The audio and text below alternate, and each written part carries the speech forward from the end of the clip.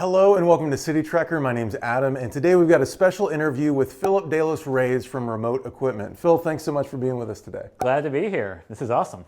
So Remote Equipment's been working on the Alpha 31 second production, and that's coming out in May. What's kind of the update on the production for that right now? That's a great question. So we are getting there. So as we're taping or whatever, shooting this, it has arrived on U.S. shores, and it's only a matter of time before it then goes by rail to our Midwestern fulfillment center. So awesome. We're still on track for May is the short answer to Great. that. So we're shooting this on April 7th. The video probably won't come out until the beginning of May, so that means you're going to be on track to get those shipped in May. Yeah. So no news is good news, everyone. The website says May, and we're sticking to that right now. So awesome. We can't wait to get these into people's hands. Yeah. How has the COVID pandemic affected the production of this bag in particular? So these are made in Vietnam, and so everything was going smoothly until late last summer of 2021. COVID had, I think we talked about this a little in your last video, but a big bump in cases. And Vietnam shut down for about 2.5 months, and that certainly affected our schedule. So we had to kind of just react and roll with the punches a little bit, and we were able to work closely with the factory to make sure QC and supply chain wasn't too much affected, but it did mean scheduling our production much later. So we're happy that we were able to run production a few months ago, and these are now en route to our fulfillment center, and it's finally happening. We've been waiting for this stage for a long time, and we're really excited to be where we are. Nice. So the Alpha 31, was the first bag that Remote Equipment ever did, and so you were kind of an unknown quantity, launched it on Kickstarter. Some people backed it, it sold okay, but once it got into people's hands, people geeked out. And there was a limited supply of the bag, so it sold out, and people have been wanting this bag for a long time. You've ended up doing some updates to the bag and making some material changes. How did you make those decisions, and what was the process in deciding what changes would be made to the bag and what materials to use? So yeah, the first bag was sort of a secret hit. We did a Kickstarter, but we were just people with an idea. We weren't an established brand. And so we made a small batch. They sold out to some lucky early folks. And since then, we've just been trying to make sure we bring the right product back to match the kind of reputation that it's built. The original had X50 and X51 X-Pack from Dimension Polyant, which is a Cordura face with then some amazing waterproof layers behind it. We chose that original fabric because it's amazing for abrasion resistance and everyday wear and tear, and we didn't want to skimp on this next version. What we did want to do was bring more features where we wanted it and leave out extra bulk where it wasn't really getting anyone extra features. So what we did was we switched to a challenge sailcloth that has a woven polyester 600D face that is as good, if not honestly better in abrasion resistance than like an equivalent 500D Cordura.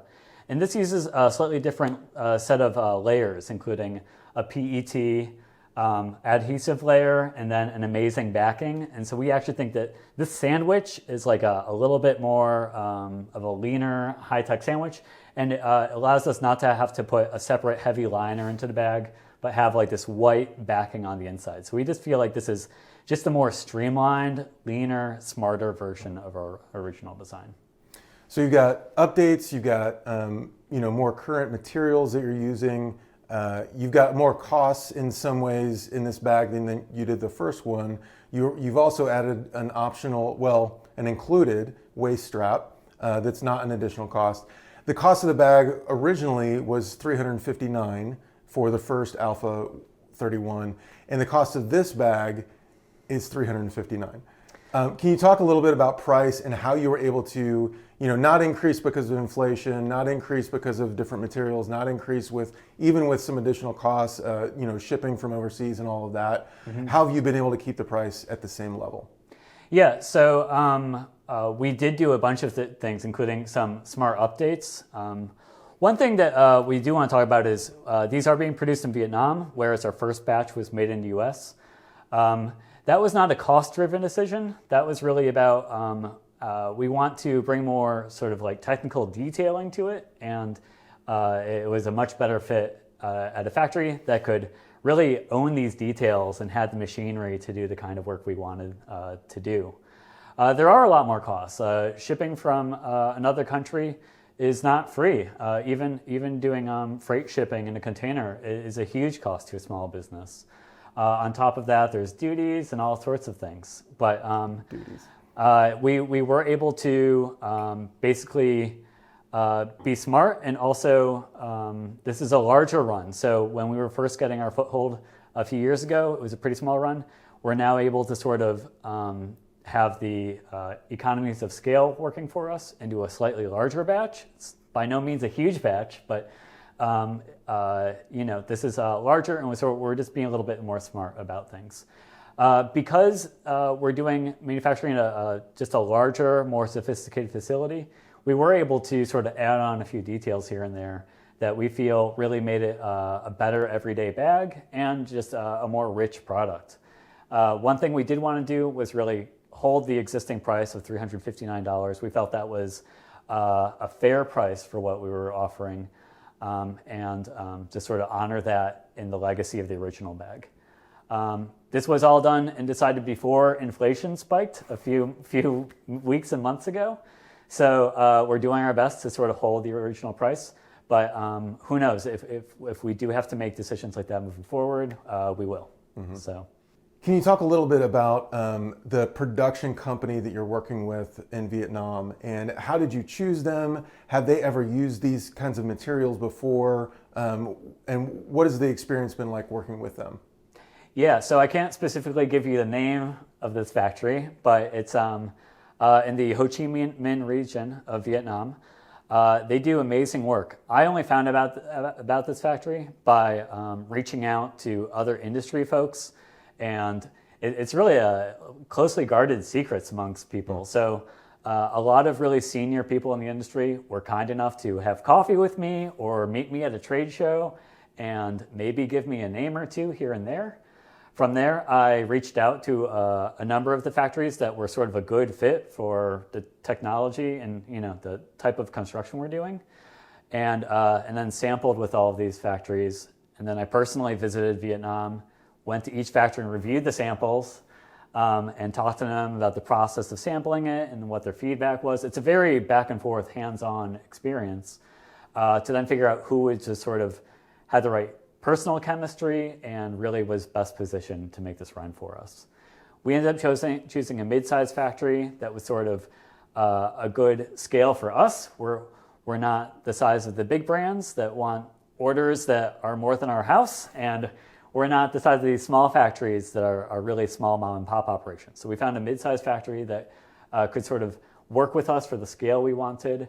They've also done some amazing work using all sorts of technical materials. So they have experience cutting and sewing, everything from traditional woven corduras to Dyneema and the like. So we certainly felt that they could handle what we're doing now, and then we can continue to grow with them in the future. And had they used these specific materials before? I think they've used some laminated fabrics. I don't know if they're what vendor, now we're seeing laminated fabrics from a few different vendors, most notably Dimension Polyant, but also Challenge Sailcloth, and there's a few others out there. They're a little bit different to cut and sew, and especially one issue out there in Asia is the humidity makes all these panels curl up. So they cut and stack all these shapes of fabric, and they all curl up with the humidity. And so honestly, there's like some unglamorous parts of it where they just have to grapple with how to work these slightly different fabrics. They have worked with some of these before. I can't say which vendors, but we definitely went through what they've done, and we're like, okay, these folks, the sample looks stellar, and we were like, with some development, we know we can make something that's going to blow people away. So yeah, we're really excited. Nice. So the Alpha 31 is, a bag that already existed before. You've made some updates to it. What was the prototype process and figuring out, with the changes, Were you the only one prototyping the bag? Did you have other people giving feedback? Users from the very first production, were they giving feedback? What was that like? So, as some of you guys might know, and women out there might know, when you do a Kickstarter, you have everyone from your parents to your brother-in-law buying a bag. And so you hear about it afterwards. So I got very personal feedback from everyone I knew that was kind enough to support me, and from the 200 folks out there that bought the original. And people were very passionate and loved the bag, but they really let me know when they had issues that they felt could be improved upon, or small things like sometimes people would lose their sternum strap or something like that. So sometimes it was a really small thing. Other times it was just issues around ergonomics and how we could make it improve comfort or usability.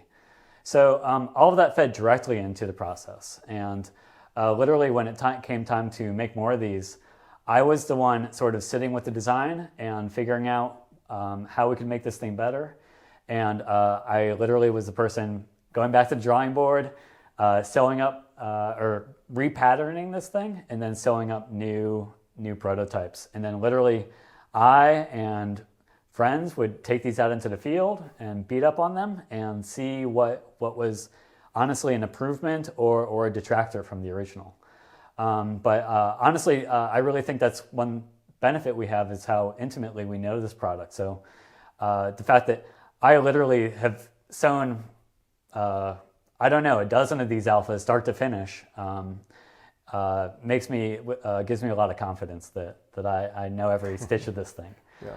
On top of that, once the bag is like done and ready to go, in my mind at least, it's time to sample it with the factory. So that process involves sending them a sample and all the blueprints, per se, the tech pack, and then they have to learn how to make this thing from scratch, even though they have my sample that I give them.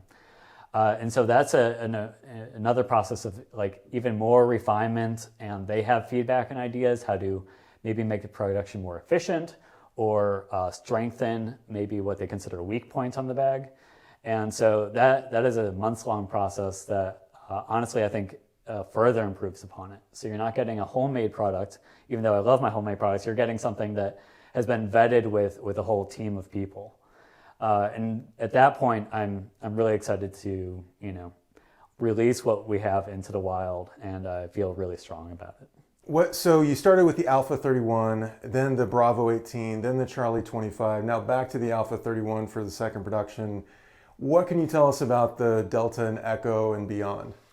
We started this brand with the idea that these were just a series of experiments, and in that sort of vein, we gave these almost experimental names. We're just not going to get too attached to a name, but this is really about getting ideas out there. If something is a hit, if something really resonates with people, we will make more. And the Alpha, I think, is the first really strong example of that.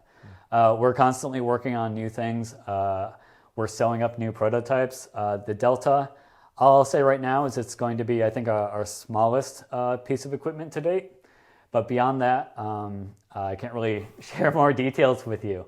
I'm crazy excited about what it is, and I don't have a hard date yet. It's right now all the energy is going towards getting the Alpha out on time and into people's hands, and then the secondary goal is to get a batch of these next ideas out the door.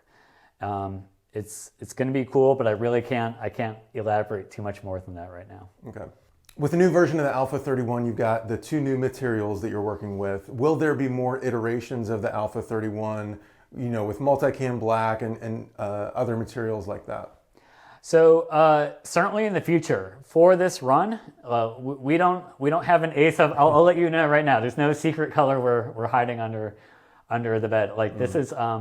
Right, we wanted to do a classic black. That's something that people overwhelmingly love and they feel has a lot of versatility, be it for the weekend warriors or people that want to this is their EDC pack that they live by and they want something sort of discreet that goes with everything.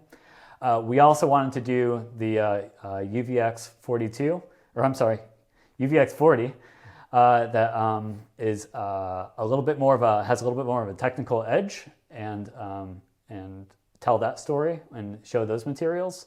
Beyond that, we are always looking for new materials. Even before this video, I was pulling out materials to show you. We want to do everything, but we really have to make sure we're making sort of a lean, smart choice on what will satisfy the most people.